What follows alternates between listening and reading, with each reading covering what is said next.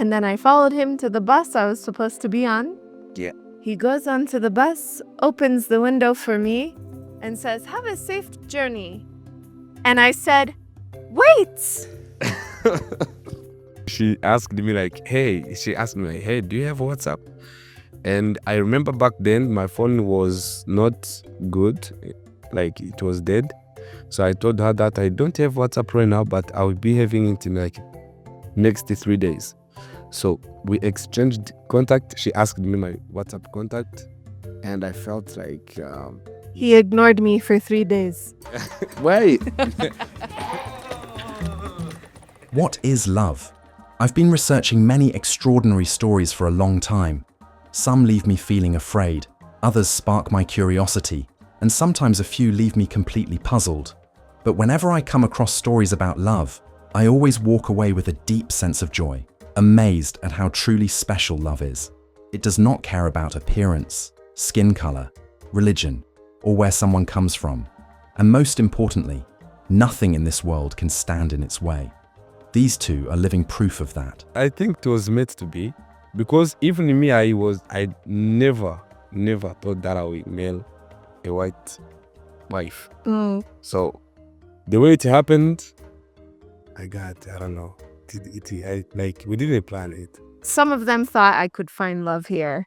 Not that I planned it, but they weren't surprised that it could happen. How did their simple love story grow into the strong, joyful family they have today, even blessing them with such a beautiful child, and even waiting for another? How did they even meet, considering the great distance and vast differences between where they come from? I was like, what? Like, how come a girl can ask me contact before me? So I tried to ask her contact too.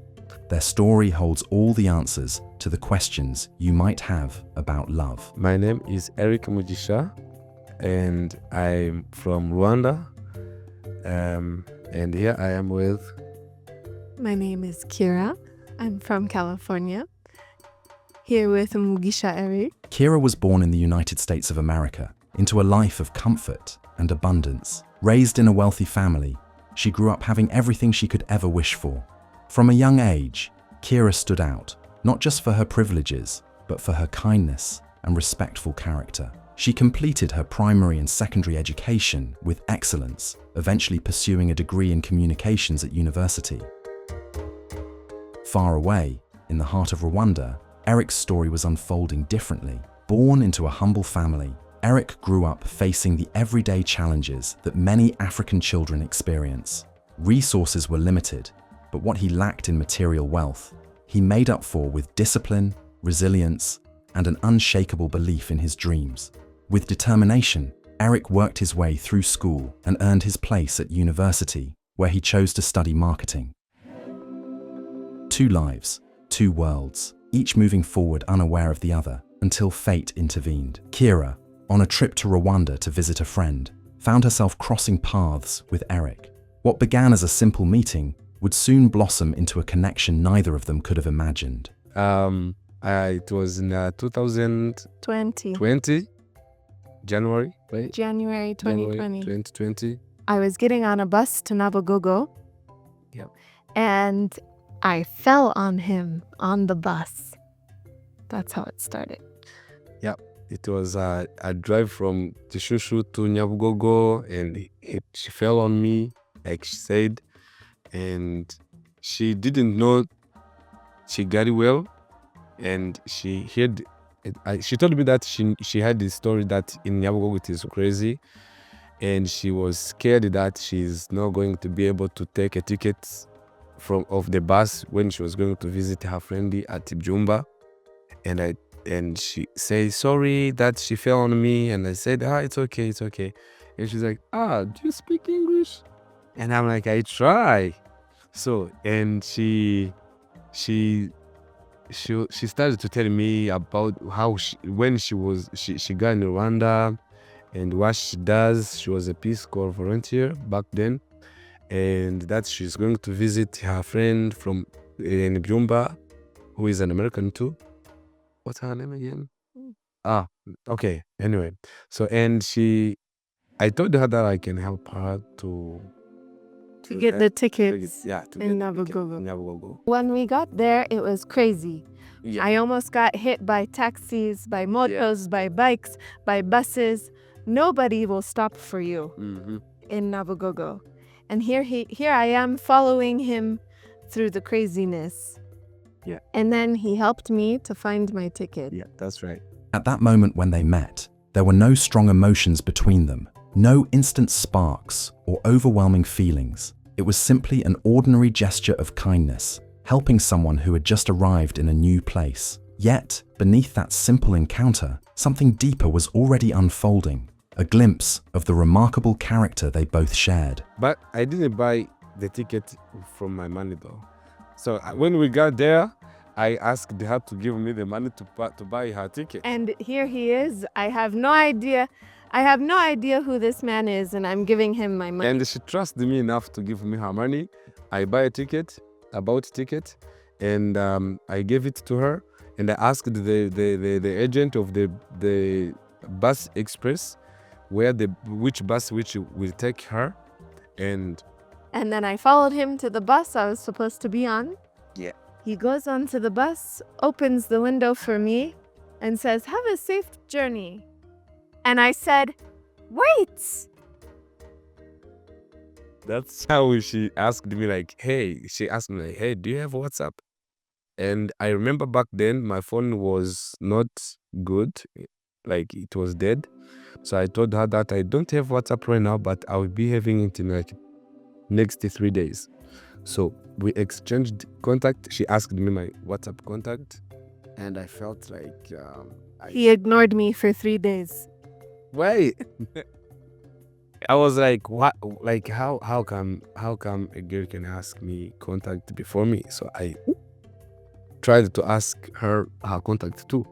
So we exchanged contact, and on my way to Muhanga, I was going to Muhanga. I didn't mention that for the exam, and she texted me, tell me thank you for helping me. Like it was a quite long message. Was And- it? Yeah, not too long, but it was a good paragraph. Oh, it was. I wish we had those messages. I said, "Thank you for helping me. Maybe when we're back in Kigali, we can meet up." Yeah, on SMS, not WhatsApp. It was SMS. It took him like 5 hours to reply. Well- It took his friend to say, "Bro, are you serious?" Okay, I didn't ignore you, you know. So what I did, okay, I read the message and I didn't reply immediately because I had my computer with me. So, and I was doing some works, university works. So I was not available right back in that time to respond. So when I got to university, I had to finish up my assignments, and then when done, I had an exam in around 6 p.m. or 7, and then around 10 or 11, when I got to the place where I was going to stay, that's when I told the boys the story, and they were like, "Hey man, you need to respond to this message." So that is how I responded, and then we started to chat. That is how we started to chat. I think the love started when she fell on me, but Really? But okay. but But I was not in love mode back then, you know. I was in a breakup shock, you know. And I thought we were going to be just friends, but when someone, we spent some few days, months as a friend, but good friends, right? We were good. yes, he helped me a lot Yeah. in Kigali, and then he helped me understand how it's very different for foreigners around. Yeah. Like the life of a Rwandan is very different from the life of a foreigner here. So, and he helped me navigate the streets here. And it was a crazy time because we were enjoying our new friendship, and then COVID-19 came. Yeah. And Stop. it was from January to March, we were enjoying each other's friendship. and we started a relationship in March, and then that's when COVID came. Like a week before COVID. Something Right? like that. Yeah. A week before COVID, that is when we decided to be Official. Once their love became official, it wasn't long before Kira had to return to America. This marked the beginning of a long-distance relationship, a path that, for many, often ends in heartbreak before reaching its true purpose. But for Kira and Eric, distance was not a barrier.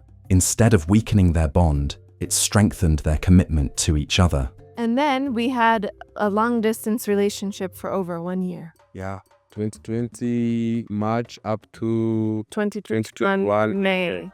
Oh, April, May. April, May. Yeah. April, May. I think the most interesting thing too is how we've taught each other things throughout the years. Yeah. So I got to introduce him to things in his own city that he didn't even know were there. And then he introduced me to a different way of life that I didn't know even existed. So it was both ways. And in my perspective, it was very humbling to see a different life. And then for him, I think he saw that there is more opportunity and more, interesting things in his own country that he didn't even know he could go and see. Yeah. Yeah.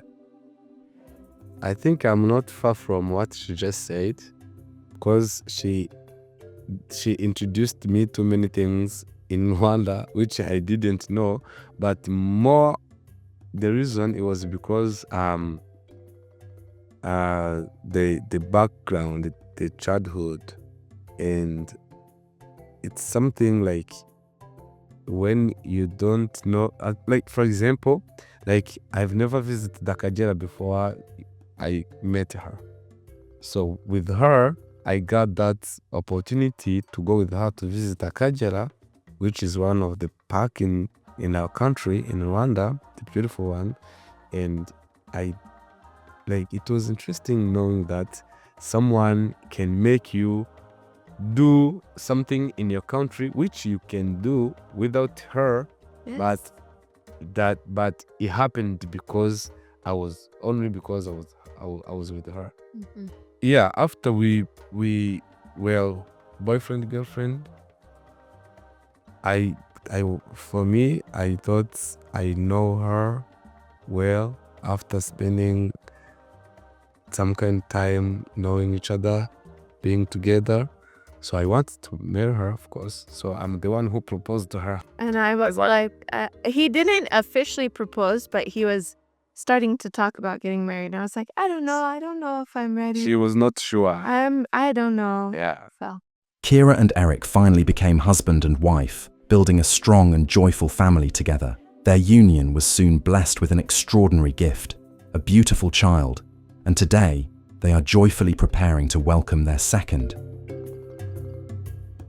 In many great love stories, challenges often arise, whether from society, friends, or even family, trying to stand in the way. But for Kira and Eric, their journey was different. They believed their love was part of a divine plan. Though obstacles appeared along the way, they faced them with faith, convinced that their coming together had been written by God long before they ever met. It was supposed to be. Like it was natural. Does that make sense? Yeah. Like when you have to force something, that means it's not supposed to happen. Yeah. So it was smooth. Like the relationship is smooth. I think so. I think it was small. Yeah. Yeah. Not all the time, but like the relationship at its core was a smooth one. Like we kept in consistent communication. We understand each other's views.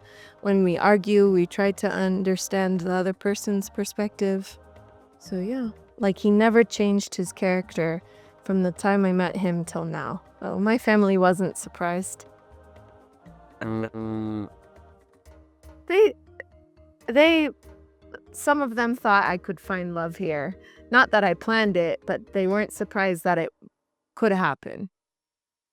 Okay. For me, my family, they was kind of surprised, because they didn't know that, like in Rwanda, it is something which happens in most of the families when they hear that one of their child is going to his relationship with a Western person, they are surprised. So it was kind of surprise, but was also a happy. She never asked me a lot of things, not at all. We help each other. Like we do what we are supposed to do. She doesn't need the luxury things. She's a very simple life. Today, Kira and Eric live every day filled with joy as a family. Every moment they spend together is precious to them, made even sweeter by the laughter and happiness of their child. It is from this place of love and experience that they offer advice to others in relationships, believing that their journey holds valuable lessons for anyone willing to learn. For me, I would say it's not a game. Love is not a game. They say, don't hate the game, don't hate the player, hate the game, something like that. But love is something, if it's meant to be, you don't have to force anything. It will be. It will just happen. Also, if you're worried about what the person can give for you, if you're worried about how your life is going to be with them, it's more important how the person is themselves. Because it's easier to go and find money. It's easier to go and find a job or something, but it's harder to change who a person is. Yeah.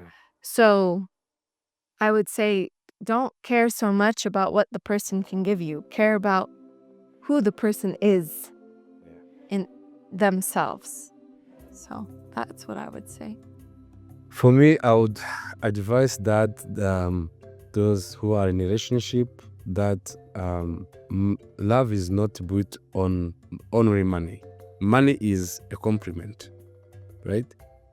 Money, Bonus. yeah, it's a bonus. Money, it is a bonus or a compliment. So if you love someone, do not care where they from. Do not care what they do. Do not care the family they come from in. Care about what you feel to each other. In today's world, it's easy to let distractions pull us away, to place value on things that seem precious before we even give ourselves the chance to truly love someone.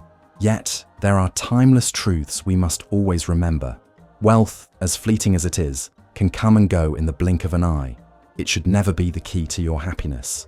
The judgments of others may try to discourage you, but in the end, your happiness and your future are yours to shape. If you found someone you love, look beyond their appearance, their background, or even the color of their skin and their religion. True love has the power to create everything you could ever dream of if you trust it enough to guide you. So, what's your love story? Thank you for joining us. Don't forget to subscribe and turn on the notification bell.